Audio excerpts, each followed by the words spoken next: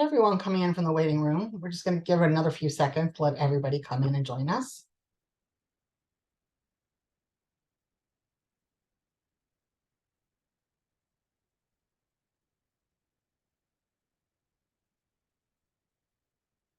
So thank you all so much for joining us today for our really special webinar.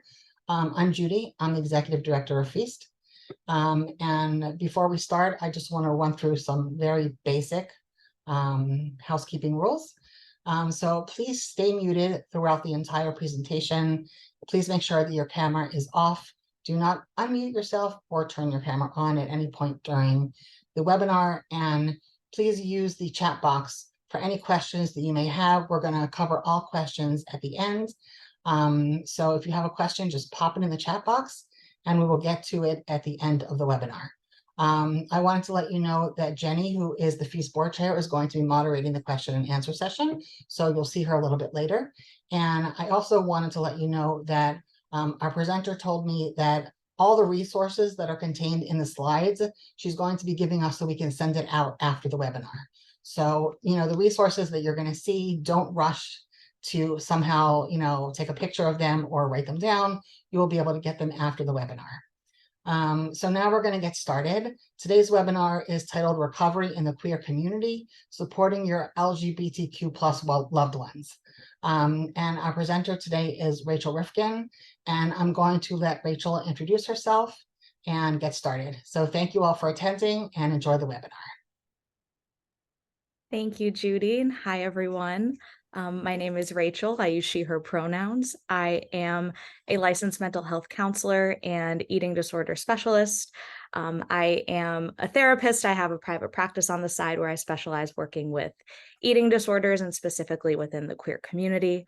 I also, for outside of my practice, I am the support group manager at National Alliance for Eating Disorders, which I will dive into in a moment.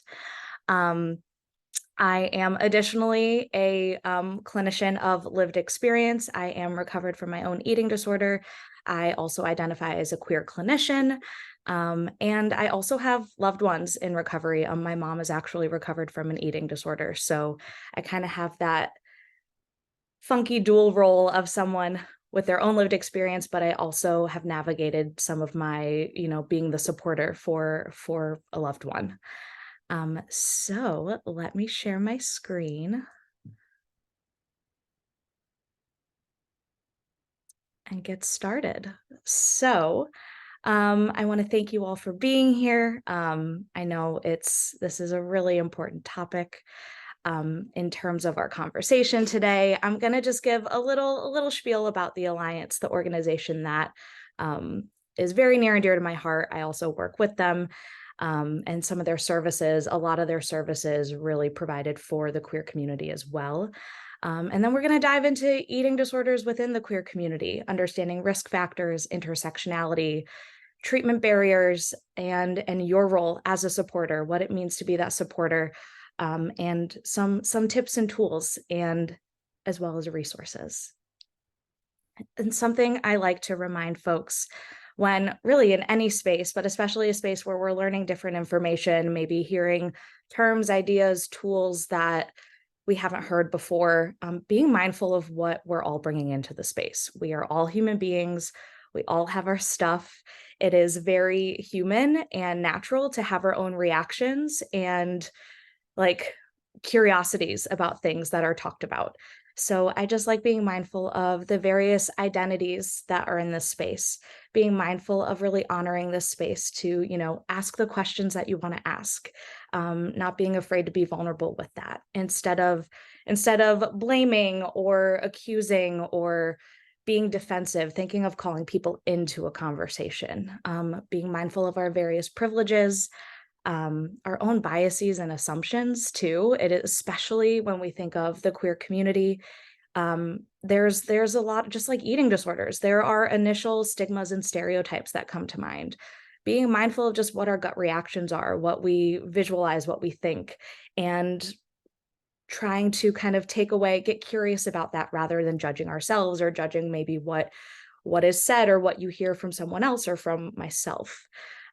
In terms of this webinar today, I will be focusing more on the terms. I'll be saying queer a lot as more of just an umbrella term, or TGE or QTGE. Queer I'm using as the umbrella term for the whole alphabet of the LGBTQIA plus community. That is not necessarily what every single human identifies as in the queer community. That is, at the moment, and at least in my experience, what is sort of the more generalized way we can address the community as a whole, knowing that there are still layers, that it's not, specifying different subsections. And yes, the word queer in itself has been more reclaimed. I know my parents still are very like, I don't know, queer didn't mean what it means now when I was growing up. So we're shifting gears. We're taking the word back. And TGE, meaning transgender and gender expansive individuals. That is sort of allowing folks in the trans and gender fluid identity, kind of that umbrella space, more within the trans and non-binary, gender non-conforming community, because there's a lot of spectrum, a lot of fluctuation in terms of what works for folks, what they identify as, and what it means or doesn't mean to them. So throwing all that out there as some of the acronyms I might be saying today.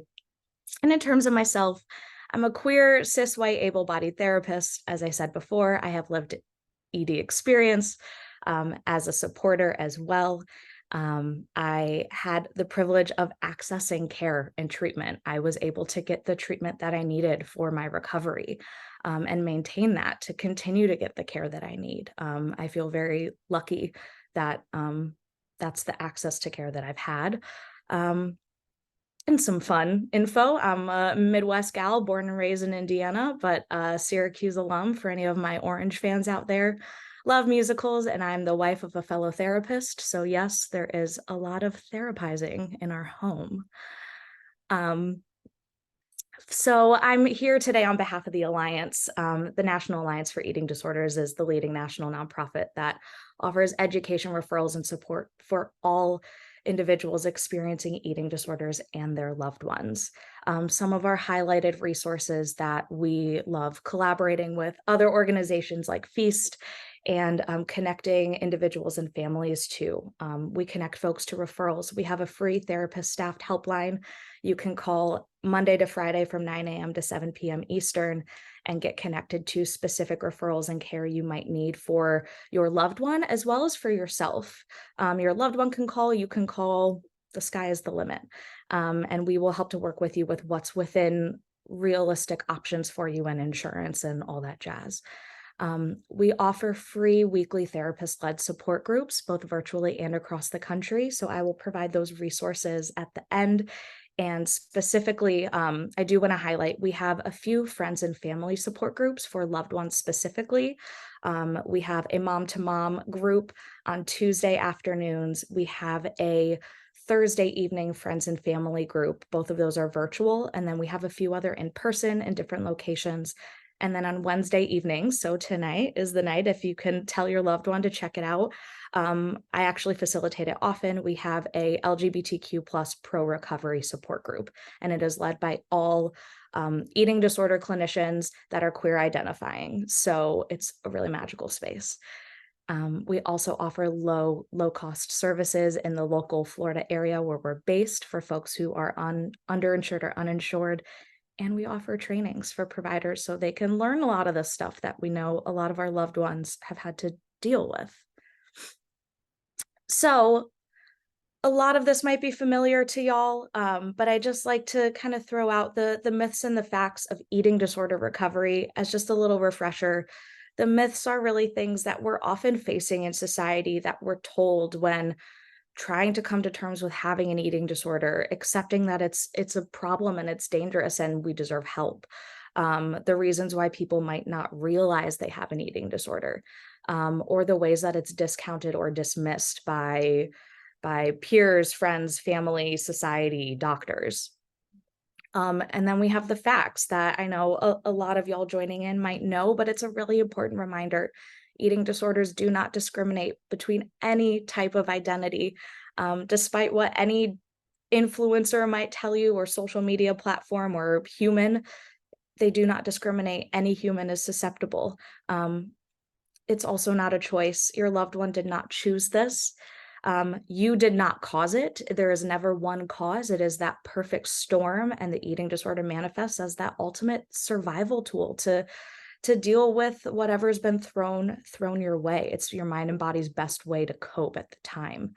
Um, there is that genetic influence. That does not mean someone is destined to have an eating disorder. Just like any other medical predisposition, there's just that underlying influence that can really, really manifest if the conditions are right.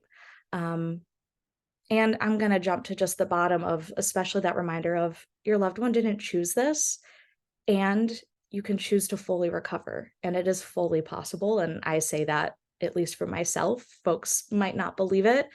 I believe it's fully possible to recover, because that's the life that I'm living. So for anyone who doesn't think there's hope out there, or you've been really in it with your loved one, it really is possible. It is not linear. It is exhausting. It's messy. It's all of the things, and it is so worth it. So risk factors, more specifically, oh, these are not literal risk factors. I just like to point this out as a reminder of what our loved ones, and actually what everyone, is facing on a day-to-day basis when trying to navigate recovery, when trying to decide, like, okay, I am going to go to therapy, go to a higher level of care, come out to my family, come out to my friends, right? All of that's getting fueled in the mix of all of these messages that we hear and internalize, making it so much harder to convince ourselves that it's real for us, that it's important for us to recover. Um, and all the ways that people try to just like make it a non-thing. Um, I just think that visual is really powerful, and it's funny, I've used this slide for a while now. It still holds up. These are things that we're still being told. I don't think it matters what year it is, how old you are. These are things that I think everyone has maybe heard, with or without an eating disorder too, just the idea of diet mentality and health. So some quick, not so fun facts. These are more general eating disorder facts, but uh, an important and not so fun reminder that nearly 30 million Americans will experience an eating disorder in their lifetime. Um, that is compared to a lot lower percentage of other co-occurring issues. We know eating disorders do not live in isolation, so there is a lot of co-occurrence of depression, anxiety, OCD, PTSD that overlap with eating disorders. But in terms of that eating disorder being the primary presenting issue, it's happening. It's happening a lot. Every 52 minutes, someone dies as a direct result from their eating disorder, and that's often not acknowledged. That's often not noted, because that's not what you see on a medical report. People of color with eating disorders are half as likely to be diagnosed or receive treatment because of stigma, because of assessments also being catered to not actually ask the right types of questions. They are catered towards specifically the white population, towards cis white females, actually. So we're asking a lot of the wrong questions from an assessment standpoint to really gather a full holistic picture of how an eating disorder is showing up. And I think this is actually an outdated stat now that I'm looking at it. I believe it is much higher now, but definitely over a quarter of reported eating disorder cases are male identifying folks. So when we bring it into the queer and trans communities, very prevalent. It is, I'm going to talk a little bit more about why it's so prevalent, but it is very, very common for there to be overlap with eating disorders or even just disordered eating, especially body dissatisfaction. Nearly 71% of trans youth who identify as straight have an eating disorder diagnosis. Trans college students are 4 times as likely to report experiencing disordered eating. Um, Trans folks are more than 2 times as likely to report disordered behaviors such as vomiting, use of laxatives, or diet pills. Um, Nearly 40% of trans males reported an eating disorder diagnosis. Um, and gay males are 7 times more likely to report binge eating and 12 times more likely to report purging behaviors compared to heterosexual males. Um, so, yeah, these are pretty alarming stats. And it's, I think a lot of this is, sadly for me, it does not seem surprising. And I think when you look at it all together, it's like, whoa, yeah, why is this happening? Um, these are also some studies done by the Trevor Project that is really prevalent and scary too, to just show queer youth reporting eating disorders, and both by gender identity and by race and ethnicity. And I appreciate the study from a youth standpoint, 24 and under, or 13 to 24, sorry, because it's also showing this, like, this is not just something that's happening when like a kid goes to college, right? To that stereotype of eating disorder development. This is very intertwined with identity development, um, cultural development, with understanding who you are, how you're showing up in the world. Um, and there's a significant discrepancy between, as you can see from the green being not diagnosed, but the youth like saying that they suspect they have an eating disorder, versus the blue bars saying an actual diagnosis. That's a huge discrepancy of like an actual medically diagnosed eating disorder to not, and just suspecting, but the inability to either receive a proper diagnosis, or the ability to understand if they're valid enough to, even their eating disorder is valid enough. Um, and I do want to point out, despite the like same, it's pretty comparable, about 28% to 27% of Black and white queer youth who suspect they have an eating disorder, they're at the same level. However, the actual diagnostic levels are very different. So something's not adding up, right? There's a lot that's getting overlooked, a lot that's getting misunderstood in the medical world with understanding queer and trans youth with eating disorder support. So all of this to say, there's a serious underdiagnosis of eating disorders in general. You add the queer and trans to the mix, and it's it's really going to add up. Um, Eating disorders coexist with other mental health disorders, so that often makes the eating disorder go more undiagnosed and untreated. A lot of times providers are trained to see a lot of other things. They're not trained to assess and diagnose for eating disorders. So if something's going on, they're going to jump to just the depression, just the anxiety, just the OCD. And maybe push away from the idea of an eating disorder because they're not comfortable talking about it, or they think it's just like a phase, or it's about the depression. Um, Healthcare providers, as I said, they're often not trained to screen, treat, or even refer patients out. So then it can end up causing more harm than help. I'd say this can apply to the queer and trans community as well. There is a lot of medical stigma and still lack of training of how to ask conversations related to health and medical assessments for queer and trans folks, because of language barriers, because of homophobia, transphobia, the way doctors are even maybe taught to provide a safe enough space to ask about those things.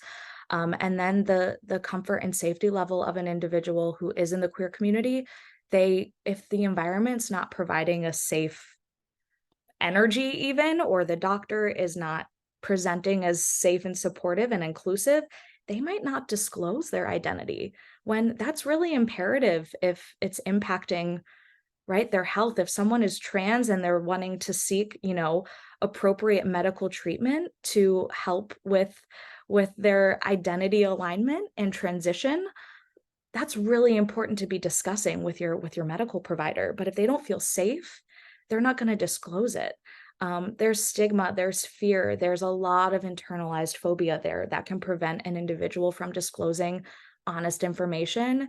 And then I put that more on the medical system with their inability to know how to really open up that space and ask. Um, right? We go to providers assuming they're the experts, and they often are not in this realm. So it can be really tricky to find spaces that are really validating and don't just shut it down with some type of ignorant response. Um, all of this leads to a low number of individuals obtaining treatment for their eating disorder, um, leading to inaccurate measures. So a lot of these stats are probably a lot higher. And then I think in terms of other risk factors that I don't think we talk about enough in really the eating disorder community, there's a lot of clashing of mixed messages that can kind of fuel the eating disorder being more needed as a coping mechanism.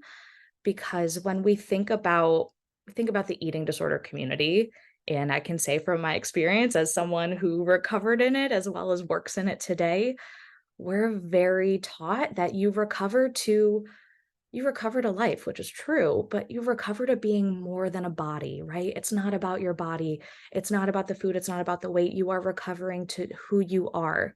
If who you are is something you haven't talked about yet, you haven't come out, you haven't even grappled with understanding, or if you really get to that and realize you don't know what that even means, or if you'll be accepted, that's a pretty scary, like, recovery motivation. Like, I would be very scared to then be like, "Why how am I supposed to recover to being this, like, out and proud queer person and not focus on my body if I don't even know if that's gonna be accepted?" So then actually, my eating disorder is gonna keep me a heck of a lot safer.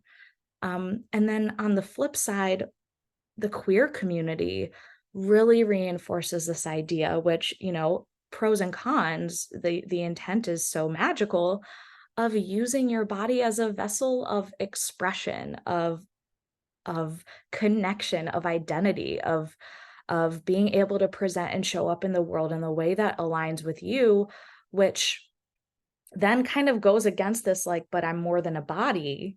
It's like, well, but if I need to connect with my queer community with my body and like show up and love on my body, that I'm confused because I'm not supposed to pay attention to my body, but I also want to celebrate my body, but I also don't actually think my body is mine, or my body doesn't even align with, it's the wrong body, right? This is like, I have a headache thinking about it. It's a lot of like meta overthinking and analyzing. Cue just like, okay, I'm going to do what I know. I'm going to go back to coping the way that I know how, um, to quiet that noise, to quiet that confusion. There is a world where all of it can exist. It just takes a lot of space and time to really unpack what all of these different messages can mean, and picking what works for you and redefining the parts that aren't working or rejecting what doesn't work for you. Um, it's so unfortunately individualized, which makes it really amazing that you can curate your recovery to be your own, but that can make it really daunting if there's not, right? There's no guidebook, there's no linear steps to recovery. The same thing is with identity acceptance and development. Um, there's also not a lot of spaces out there that are both pro recovery and queer inclusive and trans inclusive and accepting. Um, like, I've talked about it with a lot of my queer eating disorder provider colleagues, and I've talked about it in groups. There's very little communities out there that kind of allow that space for both to exist in a way that truly is pro recovery and truly queer. And I say that because there's a lot of diet culture in the world, right? As it is, there's a really big prevalence of diet and body focused manipulation in the queer community. I know specifically within the gay community, there's a lot of fixation on how you present and how you show up. And it's very challenging to maintain your recovery going back into a space that aligns with your identity, but knowing it doesn't align with your recovery. And then, right, you can flip the script with that too. it can feel like you don't really know where you're supposed to be and where you truly belong. All of this, throw in just this good old-fashioned diet cycle that I think everyone has encountered, even, thought about, is familiar with in life. This is something that we're always kind of taking in. And this is where, especially if you're navigating your identity and not feeling safe to show up in it, this diet cycle is going to maintain a very appealing tactic, which is a really slippery slope to that eating disorder, either coming back with a vengeance, trying to convince you that it's a loophole and it's not actually an eating disorder, or to cause an eating disorder, not cause, but manifest that eating disorder to really take hold, but kind of be that tip of the iceberg, if you will. So I just put this out there as a reminder of, like, this is often what we're taught in society as a way to take care of ourselves, to fix things, to make things better, to work on ourselves. But it's a really, really slippery slope to an eating disorder. So within the queer and trans communities, the role of an eating disorder is really, really central at a lot of times. I can't speak for everyone. Um, but a lot of times this eating disorder serves this role as the ultimate survival response of trauma and abuse. And this does not have to mean big T trauma that we hear about as, significant PTSD. It can mean constant experiences of microaggressions. It can mean bullying. It can mean harming our own body. It can mean just constant feeling of rejection. Um, Trauma can be is a spectrum in terms of how that shows up in the queer community. Even just the experience of legislation and laws and parameters that where you're not allowed to exist. Um, so eating disorders, ultimate survival response. They help cope with anxiety around the body, with that emphasis in the gay and queer community, as I talked about.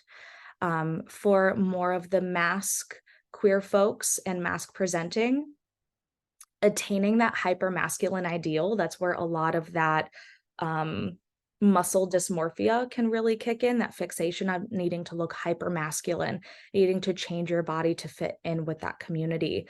That orthorexia, even that fixation on clean eating, healthy eating, to continue to try to shape and manipulate your body to really fit in with this presentation. Eating disorders really step up for that.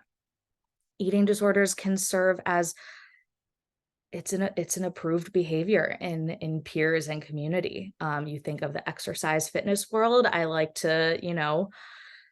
I do a lot of psychoeducation with my friends who probably roll their eyes every time I talk, but this idea of fitness and wellness is like there's so much disguise right now of how that really is an eating disorder, the way that it's being promoted, but we hear it as this be, super healthy and healing for your body, but it's actually this like cleanse where you're restricting your body from things.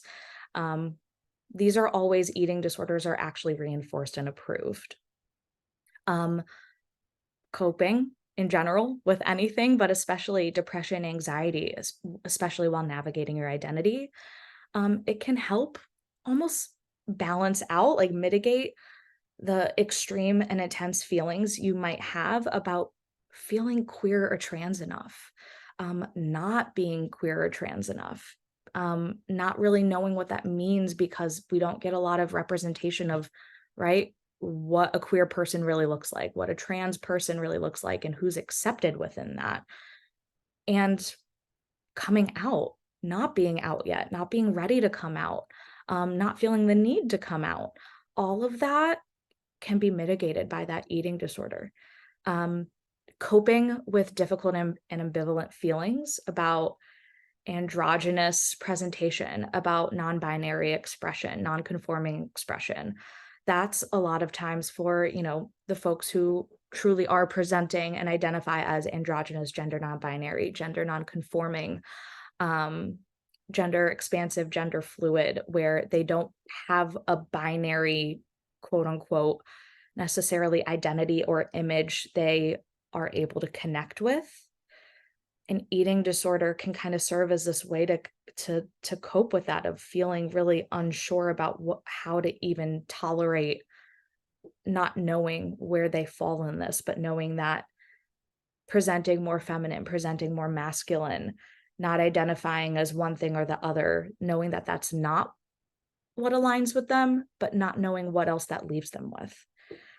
It serves as an ultimate tool to numb from pain, trauma, feeling emasculated, history of microaggressions. And it can feel a lot safer to connect to the eating disorder as identity when your actual identity doesn't feel safe or doesn't feel figured out. Um, that's often the hardest thing for folks and clients that I work with, and that we talk about in groups, even of what it means to actually let go of the eating disorder. Who are we? Who are we outside of that? And that's a really, really scary concept. And this is a really kind of great infographic from Chris Scover, an amazing trans dietitian who works with eating disorders, of why specifically transgender expansive folks get eating disorders at such a high rate. It kind of says it all. And I want to highlight the really circled pieces. On one side, the suppression or enhancement of sex characteristics, the pressure to fit gender stereotypes and to avoid violence and discrimination. So it's a safety tool. And it's also a tool to, right, if I can't get the approved surgeries, I want the approved hormones I need. Um, if I just do this, if I manipulate what I'm eating, what I'm not doing, how I'm manipulating my body, maybe that will help me feel more aligned with my identity and change my body to be what I know it wants to be. Without That's incredibly dangerous for many reasons. And then BMI limits on gender affirming surgeries. So the medical system itself will deny a lot of surgeries that are very appropriate and needed, but because of this BMI weight stigma and anti-fat systems, it prevents a lot of people from getting appropriate and safe care.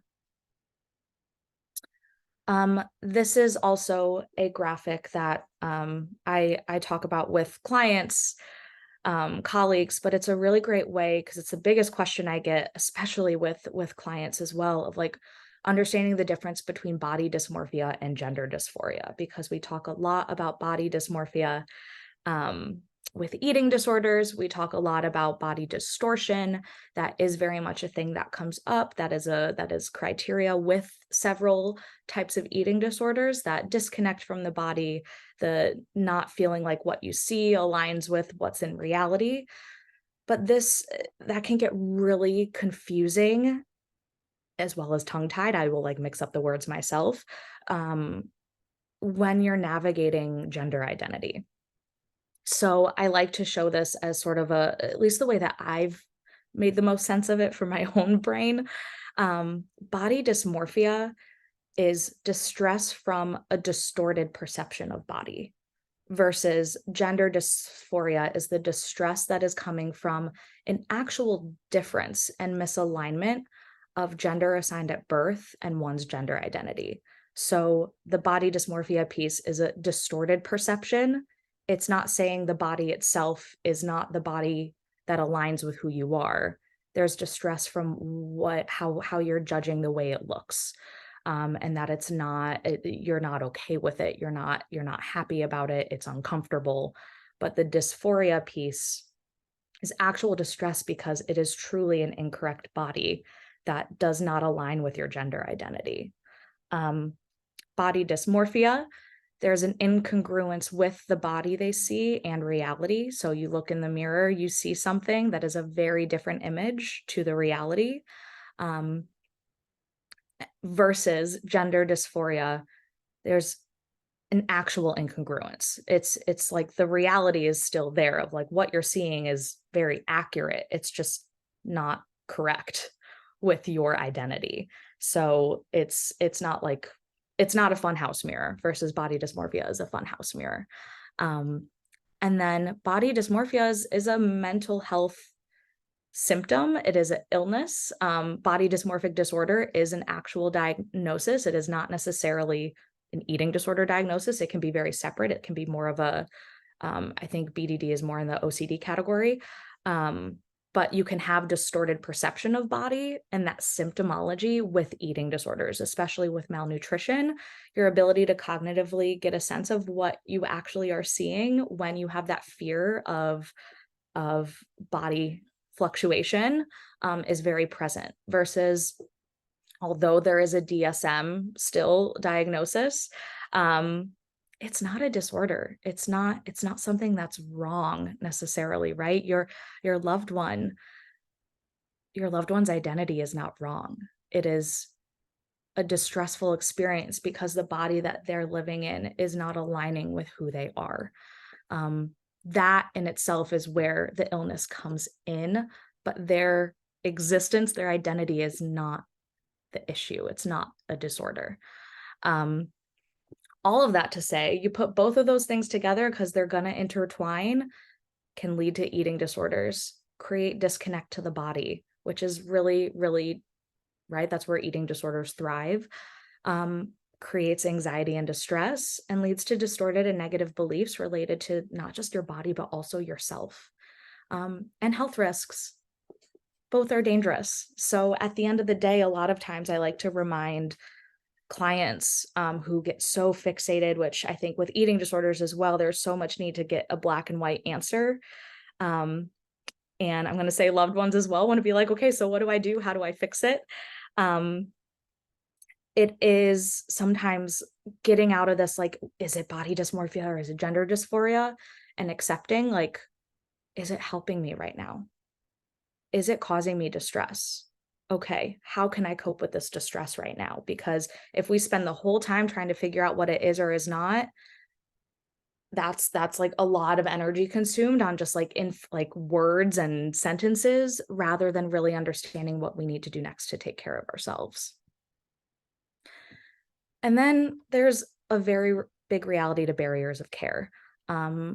We have seen a really big spike in anti-LGBTQ bills across the US, which is preventing folks from getting age appropriate and medically necessary care, both in the medical system, within schools, for bathrooms. There's, right, you bring in the politics of it all. That's a whole other can of worms that creates, just at the end of the day, a sense of feeling unsafe, scared, internalizing shame and stigma, and not being able to trust when you are seeking help. If you can really trust that doctor, if you can really trust that teacher, that makes it a lot scarier to get appropriate care and can result to getting, treatment and care that's not legal, right? Going through the black market to get hormones or testosterone rather than going through your provider.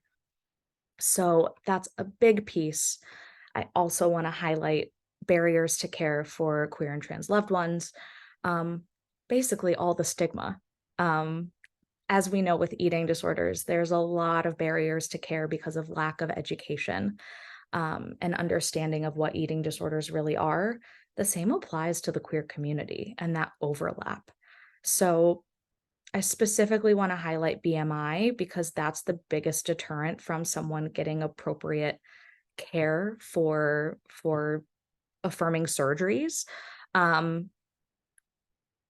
There's challenges in nutrition and health education, the way we're taught about it. BMI is just one type of assessment. It is literally just determining a person's like body mass index, right? It is not assessing other health risks. It is not assessing other factors. It is especially not factoring in gender, which if you think of male identifying folks and female identifying folks, there is inevitably different BMI muscle versus fat quantities and measurements. You add the genders in between, right? That's a whole other can of worms. The BMI was not created to measure. It also doesn't factor in appropriate nutrition and movement and what the body actually holistically needs. I could clearly go on and on about this, and I know I'm sure as loved ones, y'all have navigated this as well. There's a lot of black and white that the medical world and BMI is trying to just consolidate. that is keeping loved ones from getting the right care and treatment. And then there's a very real weight stigma and anti-fat bias in the world, in the medical world. That leads into medical stigma as well within the queer and trans communities. So there is this very rooted discrimination that a lot of times we don't even realize we hold, that we have a tendency to associate, right, larger bodies with unhealthy, with bad, with disgust, with shame, with discomfort, with not being able, with not being as worthy or accepted. There's more natural, not natural, more inherent judgment that we're kind of conditioned. Um, that layer can prevent someone from getting the appropriate care they need, especially if it's gender affirming care. So, what does all of this look like? I just threw a lot of info out there. What does this look like in reality with supporting your loved ones? A lot of this is going to overlap with general eating disorder care and support, but I'm going to kind of throw in this identity piece with it. So you might have heard of a lot of these philosophies. There's, I like to, in my mind, kind of curate my own sense of all of these different philosophies to align with what my client needs, what I need. So this concept of your body being more than just its size and its weight, accepting and respecting the diversity of body shapes and sizes, and equating all of that with health. You can be fully and perfectly healthy in various shapes and sizes. Intuitive eating and mindful eating, I think this is a really big piece, as well as anti-diet and body liberation with trans folks too, a lot of times to really get approved for a safe and successful surgery, right? We don't want an eating disorder happening, but they are really relying on that eating disorder. Working towards this mentality with food and listening to your body, it's really, really scary because it forces your loved one to connect to their body that they don't like and don't align with, that's not theirs, but they need to allow themselves to respect it and take care of it so they can get the treatment they need. And a great way to do that is to kind of take the like judgment away from it and going for more of just body connection and communication and redefining what movement and food can mean for you. Um, right? It's not just eating when you're hungry and stopping when you're full. That's not real life. We're not robots. It is knowing we're going to celebrate with friends with food. We're going to celebrate over the holidays with food. You're allowed to eat because you want and enjoy something. You're allowed to become full through satiety, not just physical fullness. Focusing on those components beyond just the body can help then getting a body to a place where it's safe enough to then get continued care.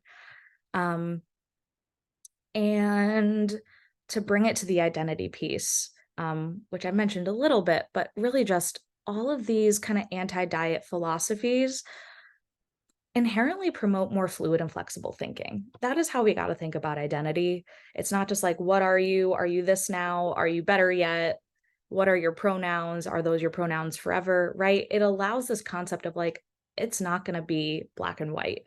We're going to have to trial and error some things until it feels like something's working for me.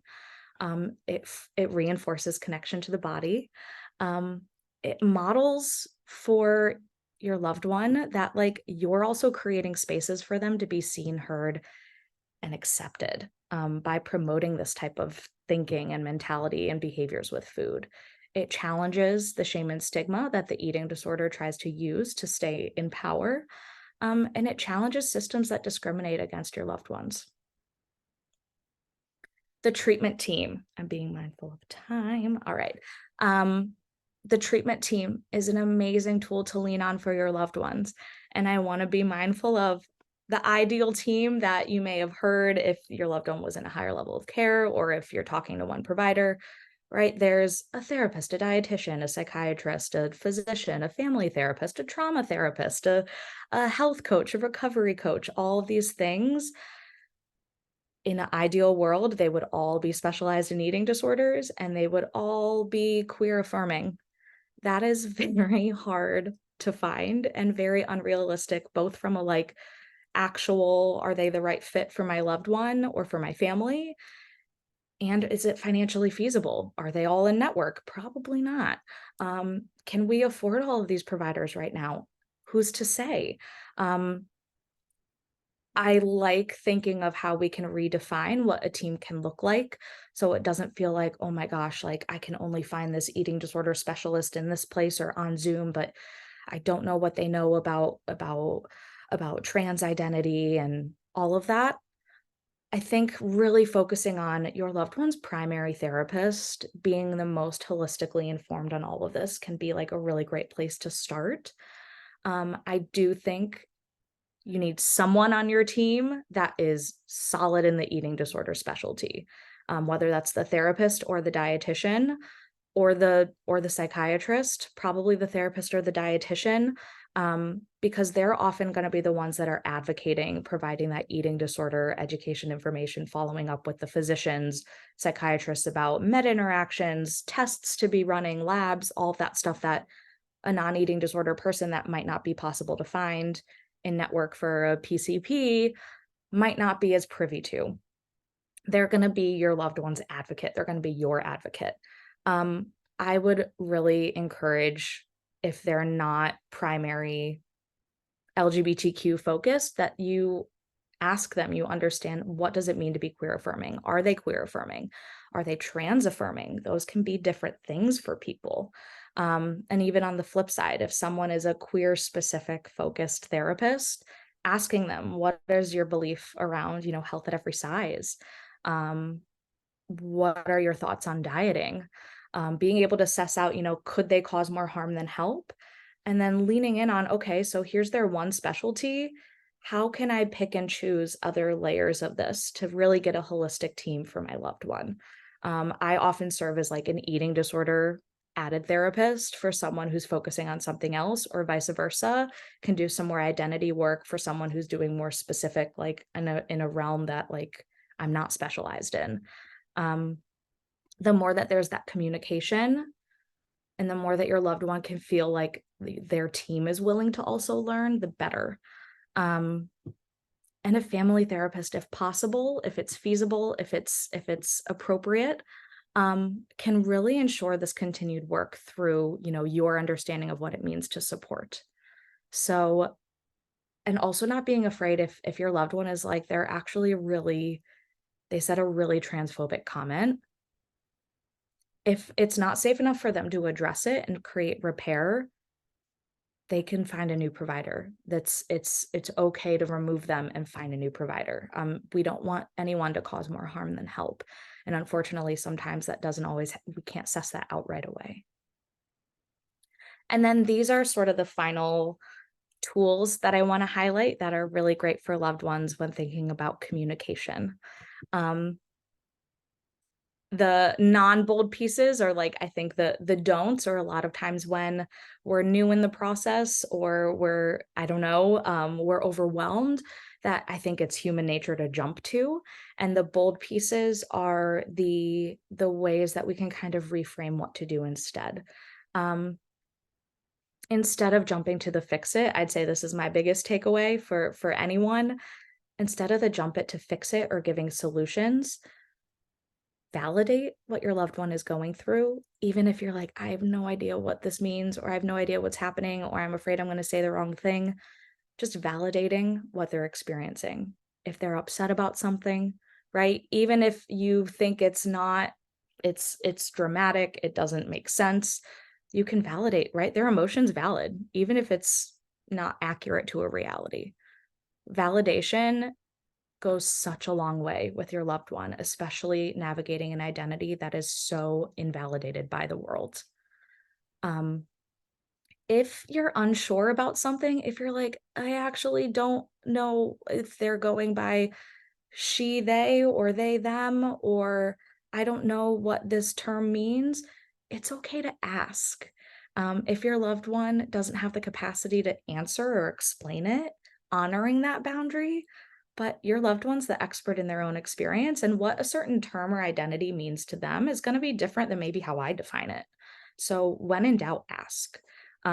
It's also modeling that humanness, and your loved one will appreciate that, of like, it's okay that you don't know everything and you're willing to learn with them. Um, being mindful of listening to really hear what your loved one's saying or asking, not just listening to be ready to jump in with a response. I know I do that with my wife, so I, self-talk there. Um, don't always expect that your loved one, because they maybe are really, embracing their identity, they're doing great in recovery, they're getting involved in community and ownership of their identity, they still might not know how to always ask for what they need in the moment. They're still learning, they're still figuring out. Especially with the holidays coming up, I really recommend, if you know there's a scenario where they might need more support, planning ahead with them, planning ahead in situations. Ooh, I know Thanksgiving, we got aunt so and so who always talks about diets. Like, let's figure out how you want, like, what would be helpful in that scenario. Let's like figure that out now while we're both not in the moment and stressed about it. Um, also being mindful of your and your loved one's boundaries, of like your ability in that moment to engage in a tougher conversation, or educate, advocate, have like a really deep combo. Um, your loved one, I can tell you, they're exhausted always being the queer spokesperson. So being mindful, if you're going to have a more advocating, educating queer 101 convo, if they have the capacity. And vice versa for you, that's where having those allies, your loved ones who can step up and do that advocating for you, is so awesome. And knowing, like, you don't have to be the spokesperson of the queer parent or the queer loved one that, like, is always doing that too. That is exhausting.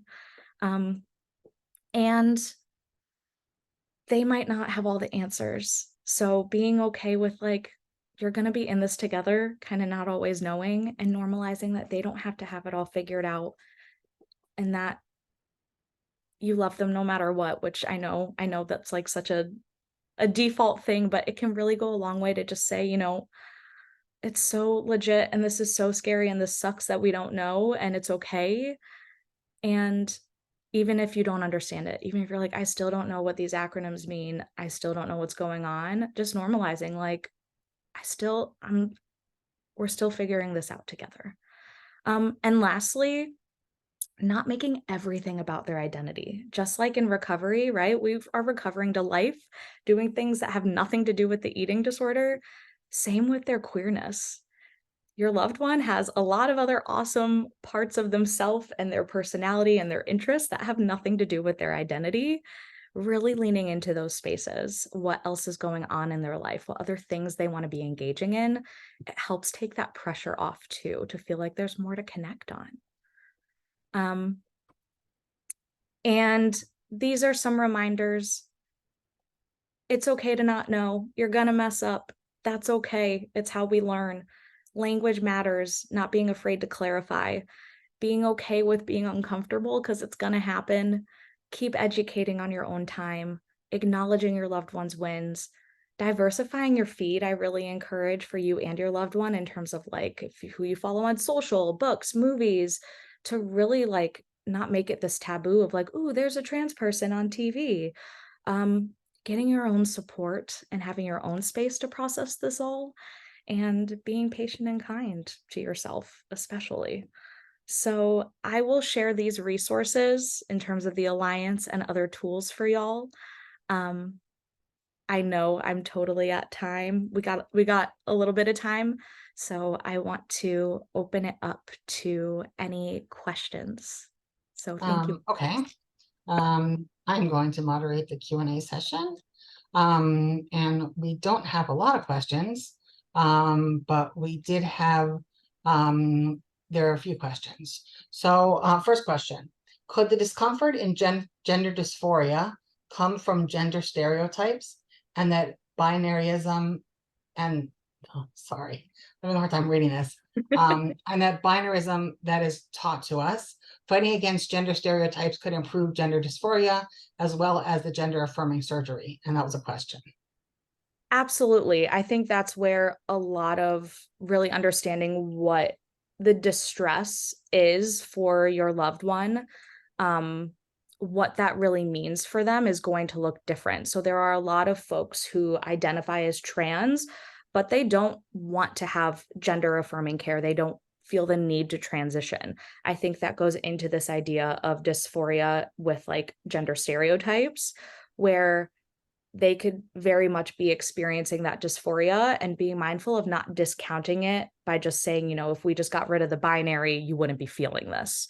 Um, Being open to kind of really, letting them do that work too in therapy of really unpacking what that means for them. Because unfortunately, the reality right now is there is a binary that is promoted and reinforced. Um, but knowing like what that actually looks like for your loved one could be different.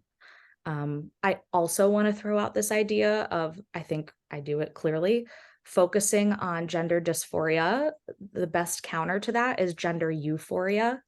And this applies to any human, really, of this idea of how can we connect to our gender that in a way that affirms it, that feels good for it. And that's the same way as like kind of body acceptance, body respect, doing things that feel aligned to you. That's a really great tool to kind of counter that dysphoria when it gets really loud. Okay, thank you. I have a question personally.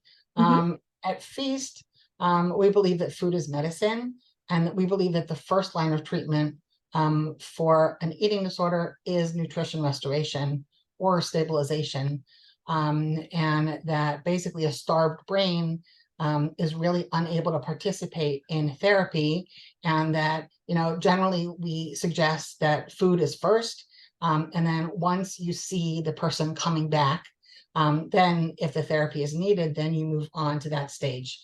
And so I was curious as to how that fits in with your presentation. I mean, you didn't talk about, the nutrition aspect, which I presume, is pretty much, the same in terms of refeeding, obviously with the gender differentials, because you talked about BMI not being valid if it doesn't take into account gender, which we know. But what do you think about, kind of the nutrition being the first line of treatment? How is it different in the queer community? Great question. I think nutrition is still the first line of treatment, especially when you think of exactly the starved brain. We need to have the body and brain medically stabilized before there's the ability to even safely dive into other treatments and other components. I often talk about that nutritional component of medical stabilization as more of a motivation for my queer clients that that are hoping to get more, right, gender affirming care, gender affirming surgeries, for example, right? I wouldn't tell if there was any human that needed to get a surgery, but they have an active eating disorder, I would say that is not safe. I would like to make sure there is a nutritional component that is addressed and stabilized and understood so we can make sure post-op your body's going to heal itself and the eating disorder is not going to get worse. I think the same can apply. I also think there's a way to be navigating some of this identity treatment while refueling, nutritionally healing the body. It's just going to look very different than like, okay, goal is surgery, let's do this. There's a lot more that needs to happen before that anyway. So you can do that while you're navigating the nutritional component. Thank you. Unfortunately, we are out of time. I'm sorry, there was one more question, but we're pretty much at time, and it was not a simple question. It seems to me that nothing here is simple. And I really so appreciate you coming here today and talking to us about this really, really important topic. And if I can get my end slide so I can just wrap up this webinar. Thank you. So thank you all again for joining us today. And thank you so much, Rachel, for what I thought was a really, really interesting and helpful and on-point presentation, which I think really spoke to our parent community. If you like this webinar, if you appreciate F.E.A.S.T programming, everything that we do is offered free of charge so that it has access capacity for everyone all over the world. However, we do need funding in order to keep everything free. So if you like this webinar and you can donate something to F.E.A.S.T, please go to our website and please give what you can. We really appreciate it. Next month's webinar is going to take place on December 6th. The topic is suicide and eating disorders, so please join us then. And I just wanted to speak just for a second about F.E.A.S.T of Knowledge. F.E.A.S.T of Knowledge, if you don't know what it is a one-day educational event for parents and caregivers. If you're not a parent or caregiver, you can certainly come and you will learn a ton, but it is really geared toward parents and caregivers. The topics are all topics that are of really, severe relevance to parents. It's varied topics. There are concurrent sessions. Everything is recorded. So if you can't attend live, then you can just watch it recorded afterwards. You'll have access to the digital library, and I really hope that you will all sign up for this event. You can go to the F.E.A.S.T website, registration is open, and you can sign up online. So again, thank you everyone so much for joining us today. Thank you again, Rachel, for a wonderful presentation, and we hope to see you all next month. Thank you.